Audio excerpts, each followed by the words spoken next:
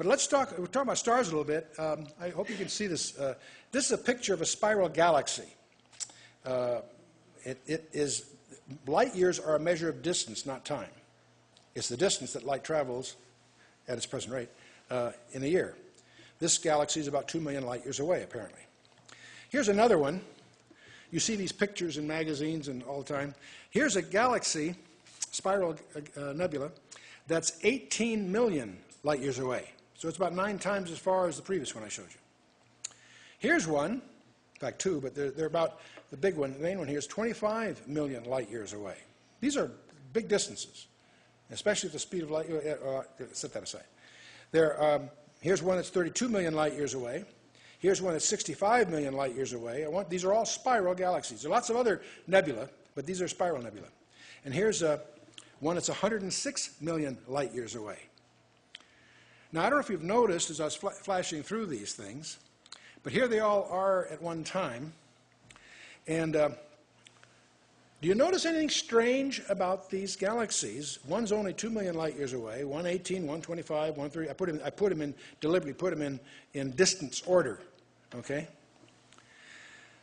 Do you notice that their arms are spread out almost the same? Well, what's that got to do with anything? Well, here's the point. The furthest galaxies had to release their light long before the closer galaxies, obviously, okay? Because light's not infinite, it's finite, it has a finite speed, whatever it is. The further galaxies did not have as much time to rotate and twist their arms. We should be seeing the further galaxies earlier in their cycle, right? Thus, the closer galaxies should have the most twist, but they don't. The furthest galaxies have just as much twist as the nearer one, which says they're all done at the same time. The speed of light, even if the speed of light was 1 million times faster in the past, that would account for them being so similar. This is another one of the reasons that the speed of light issue starts to tie things together that would otherwise be very mysterious. Some other insights. It's interesting that from Job, we talked about Job last time, Job 38. Where is the way that light dwelleth? Light's dynamic, darkness is static. These are a remnant of some of the things we pointed out from Job. We went through Job 38 last time. And this, canst thou bind the influences of Pleiades or loose the bands of Orion? These 2 constellations are the only 2 in the heavens that are gravitationally linked. Other constellations look like a grouping, but they're really not, because some are close, some are far. But these Pleiades and Orion are, in fact, have a gravitational relationship. And so I don't know how Job knew that, because most astronomers today don't realize that. Now, I want to talk a little bit about the signs in God's plan. We would call these signs the zodiac, and the Hebrews would call it the Metzeroth. So let's take a look at this. Psalm 19 is one of several places that deserves some very special attention here. Psalm 19, the heavens declare the glory of God, and the firmament showeth his handiwork. Now, as a teenager, I used to enjoy this psalm, and I took for granted that what it's talking about is the creation. The heavens declare the glory of God, and the firmament shows his handiwork. And indeed it does, don't misunderstand me. But then it goes on and says some other things. It says, day unto day uttereth speech. Really? You don't mean acoustic speech, certainly. That's empty space. Day unto day uttereth speech, and night unto night showeth knowledge. There is no speech nor language where their voice is not heard. Their line is gone out throughout all the earth, and their words to the end of the world. What? What words? I almost expect to go out there with a telescope and see if I can find some words spelled out. It's more than just galaxies and nebula and whatever, apparently. Of course, the psalm goes on. I want to talk about signs in the heavens. And in the Hebrew, what we call the zodiac, they would call the Metzeroth. Now, let me put your mind at ease. We're not getting into astrology. But it's just a matter of history that groups of stars have names. What's interesting that these names are almost the same in all cultures and have been so for thousands, more than 4,000 years. So they're a convenient way of speaking of, if I can mix a metaphor here, geography. If I tell you that there's a star in Andromeda, or near Andromeda, or whatever, astronomers know where to look. You follow me? They're geographically. There are 12 classical clusters, constellations, that are on the ecliptic. If we take the Earth and extend its equator, you've got a celestial equator. You also have the apparent path of the sun through the sky in a year. That's called the equinoctial color, or more simply, the ecliptic. There are two places where the ecliptic crosses the celestial equator. We call those the equinoxes. That's when the days and nights are of equal length.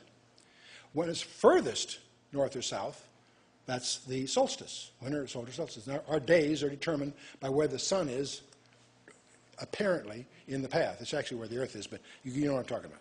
Okay. These 12 constellations that are on the ecliptic have names. And we would call them the zodiac. By the way, first let's step back a minute. Do you realize how many stars there are in the universe?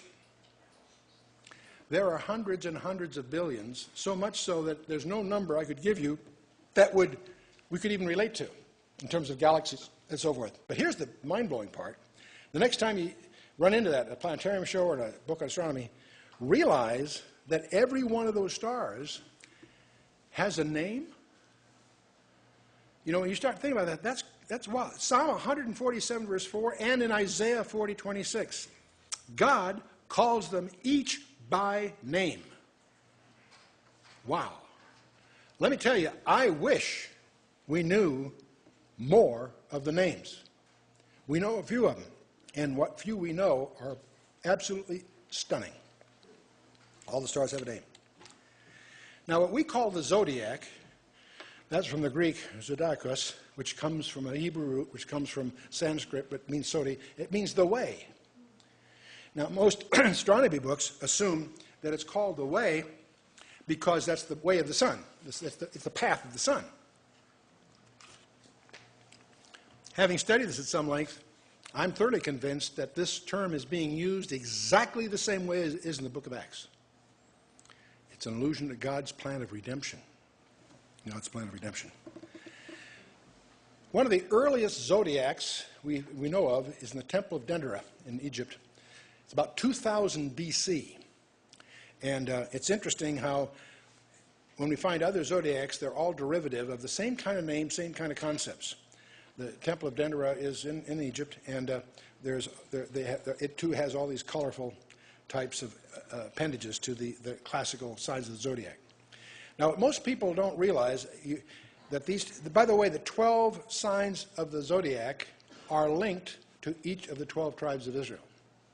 I'm going to leave that out for this discussion because we can't possibly even get into all of this, but something you do need to know, we're going to start with Virgo. It starts with Virgo, ends up with Leo. That's the cycle. So how do you know where to start? Because of the Sphinx in Egypt, the head of the woman and the body of the lion.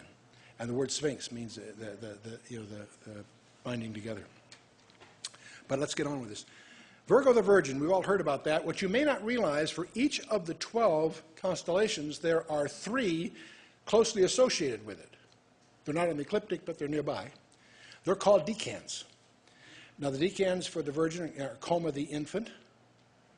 Now, that's weird. Why would a virgin have an infant? Think about it. It means the desired one, incidentally. Centaurus is a dart piercing a victim. Booty is the great shepherd and harvester.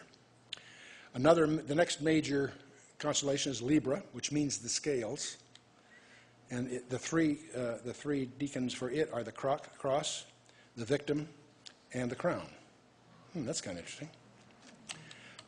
Then you have Scorpio, as we often hear taught, which is serpent's the serpent, no surprise. Orpheus, which wrestles with the serpent. And when he wrestles with the serpent's biting him on one heel, but he's got his foot on its head. Does that ring familiar to you? It's kind of interesting, isn't it? Hercules, the mighty man. Sagittarius has Lyra the eagle holding a lyre, an altar, Draco the dragon, the old serpent.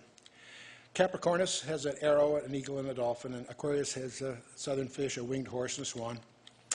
Pisces has the band. Andromeda is the woman in chains, and Cephas the crowned king. Aries has Cassiopeia. These are all the deacons. The woman enthroned, we all know that's that bent W that's near the pole star. The sea monster who was bound by a lamb, and Perseus, an armed mighty man. And then Taurus has Orion, the glorious prince, Orion's river, and a shepherd. Gemini has the hare and two dogs, the major dog, Sirius, the great dog, and Procyon, the minor one. And Cancer has Ursa Minor, Ursa Major, the lesser and greater sheepfold, and Argo, the ship. And then the last one is Leo, who has the fleeing serpent, the cup of wrath, and the bird of doom. Now, these are all embellished with colorful stories